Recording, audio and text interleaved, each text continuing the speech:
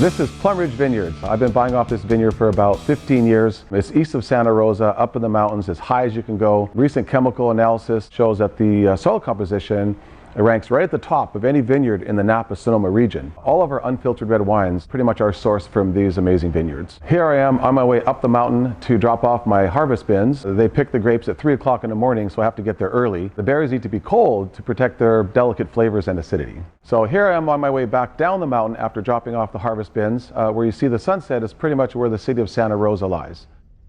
This is my Cabernet Sauvignon block. You can see a cool fog floating over the hills. This is paradise. My grape harvest crew has been working all night long, and I'm waiting for them to come down the mountain right now with my delicate Petite Syrah grapes. Plum Ridge Vineyard, 6:30 in the morning. I like to help out the harvest crew as much as I can.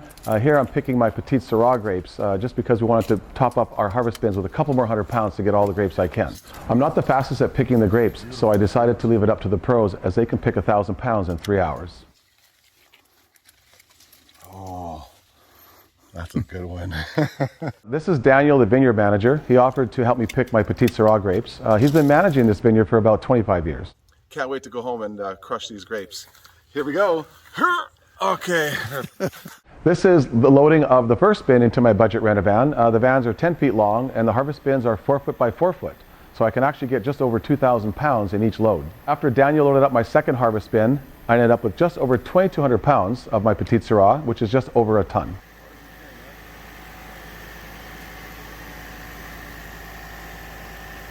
Here we are loading up my Beckstoffer Cabernet Sauvignon. I sourced from the Lake County area, which actually borders Napa County. And now I'm prepared for the long journey back to Laguna Beach in my budget rent-a-van. I blast AC/DC all the way there and all the way back, and that's how I get through it. While on my way to the weigh scale to get my grapes weighed, an unexpected delay occurs. My Instagram got 200 likes. Finally back in Laguna Beach, I have my premium grapes on site. The first step is to crush. My assistant winemaker John and my enologist Heather will be crushing first thing in the morning. Now that I have my grapes moved into the back of the winery, I'm heading home to get a good sleep because I got to get up at 4 o'clock in the morning to head back to Sonoma Valley for the last run. Longtime friend and assistant winemaker John Ryder and his son are now getting ready to crush the grapes. Here we're crushing my Beckstoffer Cabernet Sauvignon I sourced from Lake County in my brand new crusher destemmer I imported from Tuscany, Italy. We were able to bring back just over 1 ton or 2,000 pounds, and it took us just over 2 hours to crush. Slow crushing ensures that we're not going to smash the grapes, but we're going to gently break the skins as we want to be as careful and delicate with them as possible. A closer look at crushing the grapes, I can tell that this is the Syrah grape because it has really thick stems. And if we feed it too fast, it can actually plug up the machine. I finally get to crush the Syrah grapes because I'm done hauling at this point. I moved 3 varieties in 5 days, traveling 2,500 miles. Our crusher is also a destemmer, so here you see the stems getting kicked out on one side and we discard them from there. Here John's hand picking more stems because if you have too many stems, it can actually make the wine taste harsh and bitter, so it's a very delicate balance. We like nice clean fruit before we start the fermentation process. Now that my barrels are full of fresh crushed grapes, we're getting ready to start the fermentation process and move them into the fermentation room. Now that the grapes are fermenting, now called must, the yeast eats the sugar and produces 2 things, alcohol and carbon dioxide. The carbon dioxide rises to the top, bringing the skins with it, forming what's known as a cap. We punch the cap down 3 times a day, every day for 12 days. This extracts color, tannins, flavor compounds, and enzymes from the skins. Our fermentation room holds 16 barrels. Once full, we can crush into the same harvest bins we haul the grapes into and ferment right in our tasting room. Here I'm punching the cap down on my Syrah grapes. It doesn't take that long, typically about 15 minutes for a harvest bin of this size.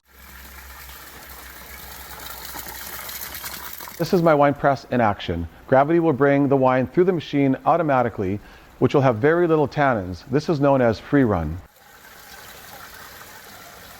After free run is done, then we'll add pressure to the bladder inside and it expands and all the wine and the juice and the skins get pressed up against the wall, and then that wine runs through the machine. This is known as the pressed run. We don't want to press with too high of a pressure because it'll extract too many harsh tannins from the skins and the seeds. So we'll now blend the free run with the pressed run. So after the pressing process, John and Heather are now discarding all of the pomace. Heather is a new addition to our winemaking team. She has her master's in viticulture and enology from UC Davis, which is the gold standard of winemaking, and we're super happy to have her. Pomace is very thick and cakey and very difficult to remove.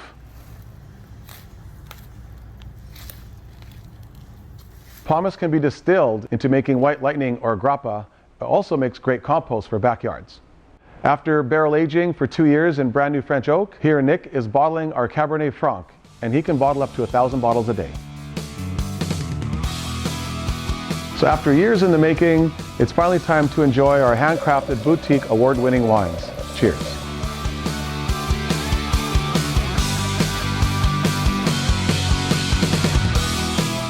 One last thing, everybody. As you already know, no Kenny G here, 80s rock and roll.